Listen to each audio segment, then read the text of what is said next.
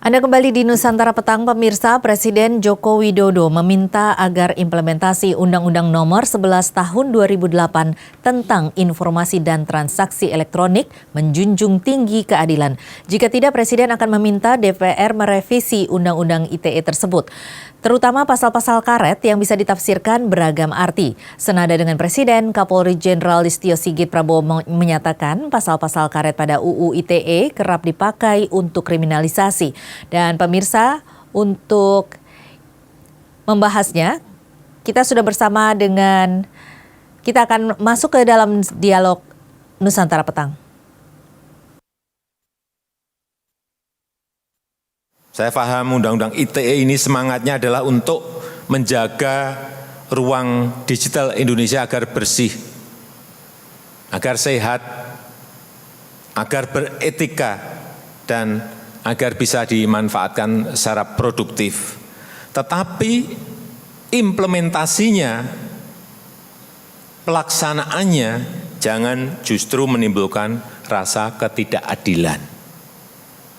Oleh karena itu, saya minta kepada Kapolri agar jajarannya lebih selektif, sekali lagi lebih selektif mensikapi dan menerima pelaporan pelanggaran Undang-Undang ITE.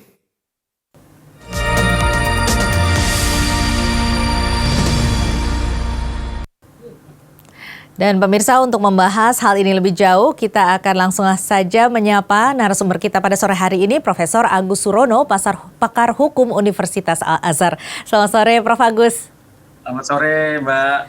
Iya, Prof. Agus, ini pasal-pasal karet diduga banyak sekali di Undang-Undang ITE dan ini harus direvisi menurut sebagian kalangan. Bagaimana menurut Anda?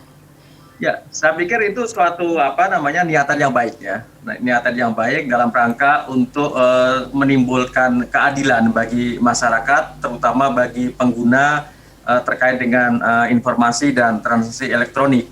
Ada beberapa catatan-catatan memang di beberapa pasal yang memang perlu dilakukan satu revisi atau perubahan yang sebagaimana tadi Presiden saya kira menyampaikan dalam beberapa kesempatan. Ya, karena seringkali ada indikasi-indikasi penggunaan pasal-pasal yang tidak dilakukan secara prudent dalam melakukan satu proses penegakan hukum, terutama yang berkaitan dengan pasal-pasal tentang tindak pidana yang ada di dalam Undang-Undang ITE tersebut.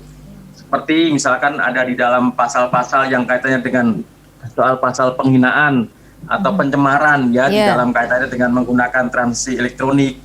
Kemudian terkait dengan berita-berita hoax, kemudian terkait dengan katakanlah tindak pidana yang ada kaitannya dengan kesusilaan misalkan, itu juga seringkali menimbulkan perbedaan-perbedaan atau penafsiran yang bisa ditafsirkan secara berbeda-beda di antara aparat penegak hukum.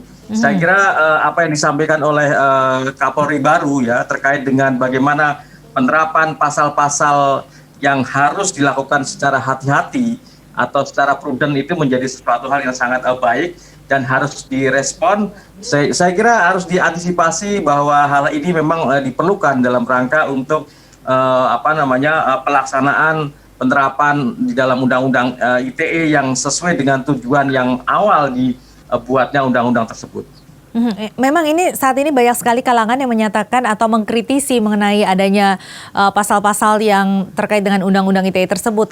Dan Presiden juga sudah menyatakan untuk itu perlu ditindaklanjuti dan sebagian juga menyatakan harus juga direvisi. Nah, seperti apa revisi ini?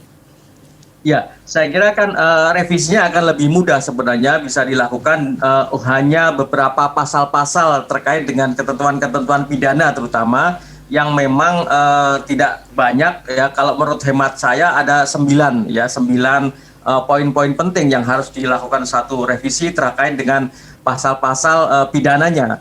Ya, seperti kaitannya dengan tadi hoax, kemudian berita hoax, kemudian ada kaitannya dengan soal delik yang berkaitan masalah norma kesusilaan, kemudian ada juga yang berkaitan dengan masalah penghapusan informasi ya yang kaitannya dengan menggunakan elektronik. Itu juga beberapa catatan-catatan yang memang mestinya harus dilakukan secara bijak.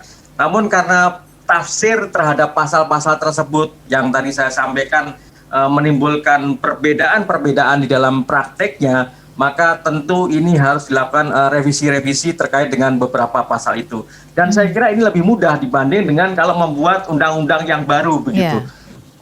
Iya.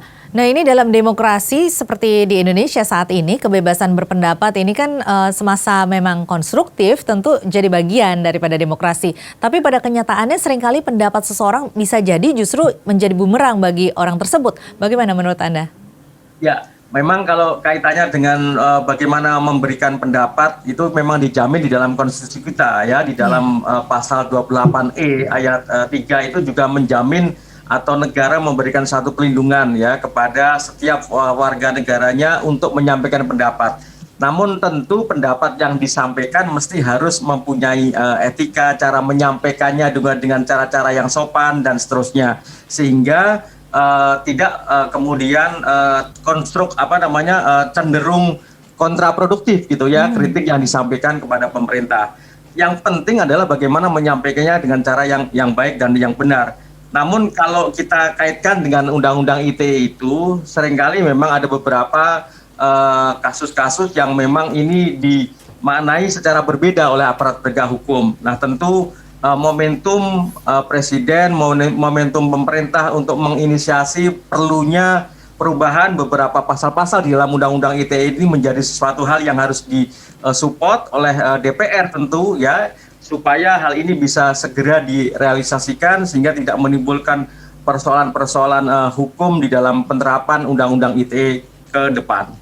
Iya, karena memang ini ada beberapa juga tokoh-tokoh maupun juga aktivis yang menyatakan bahwa di negara ini memang Anda bebas berpendapat, kebebasan Anda dijamin untuk berpendapat, tetapi ketika Anda berpendapat, kebebasan Anda justru tidak dijamin. Ini bagaimana maksudnya?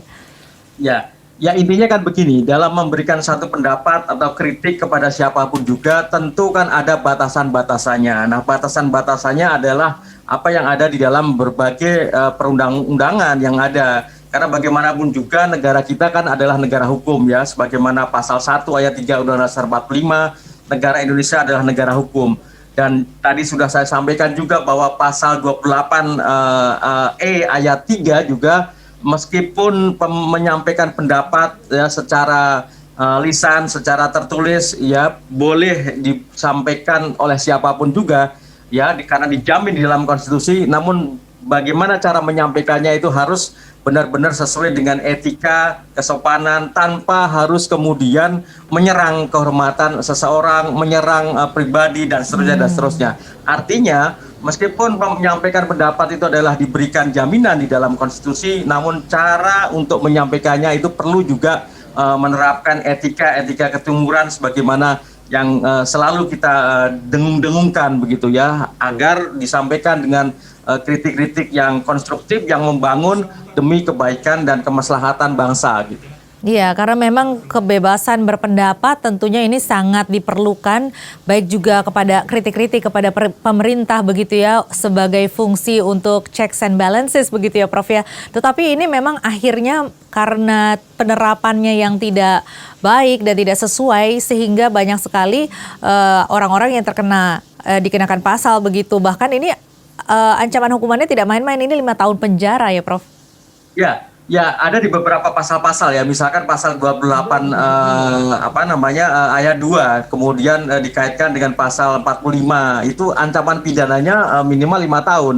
Nah, ini juga sangat tidak baik ya saya kira kalau ini karena apa? Karena memang ini ditafsirkan kadang-kadang oleh aparat penegak hukum berbeda-beda. Ya, penafsirannya secara berbeda-beda, padahal mestinya sebuah peraturan perundang-undangan yang baik itu tidak boleh kemudian ada tafsir yang ambigu. Ya, tafsirnya harus jelas ya, tidak boleh kemudian ada tafsir di antara aparat penegak hukum berbeda-beda. Nah, ini yang mestinya memang menjadi salah satu momentum atau supaya dilakukan perubahan terhadap beberapa pasal-pasal yang ada di dalam Undang-Undang ITE ini, terutama yang terkait dengan pasal-pasal pidananya begitu ya. Karena sebenarnya esensi Undang-Undang ITE didesain dari awal ini adalah sebenarnya merupakan undang-undang yang normanya adalah undang-undang administrasi ya.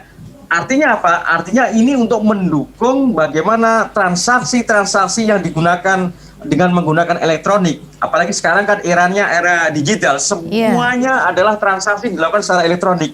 Nah, oleh karena itu, maka mestinya norma atau bobot peraturan perundang-undangan isinya adalah lebih banyak mengarah kepada bagaimana mendukung terkait dengan transaksi-transaksi elektronik yang sebagaimana Bapak Presiden dalam beberapa kesempatan kan selalu menyampaikan mestinya undang-undang ITE ini adalah mendukung transaksi-transaksi elektronik dengan cara-cara yang cepat karena memang momentumnya sekarang ini kan eranya era digital. Semuanya serba menggunakan digital. Nah, oleh karena itu undang-undang ITE ini mestinya bobot substansi pidananya lebih sedikit dibandingkan dengan substansi-substansi yang sifatnya adalah administratif tadi. Iya, tetapi pada kenyataannya memang yang terjadi makin kesini itu makin banyak begitu ya orang-orang yang terkena pasal-pasal hanya karena melakukan kritikan begitu, terutama kepada pemerintah seperti Raffio, seperti kita ingat waktu itu juga ada Ruslan Buton dan lain sebagainya. Nah, ini apa sebenarnya bagaimana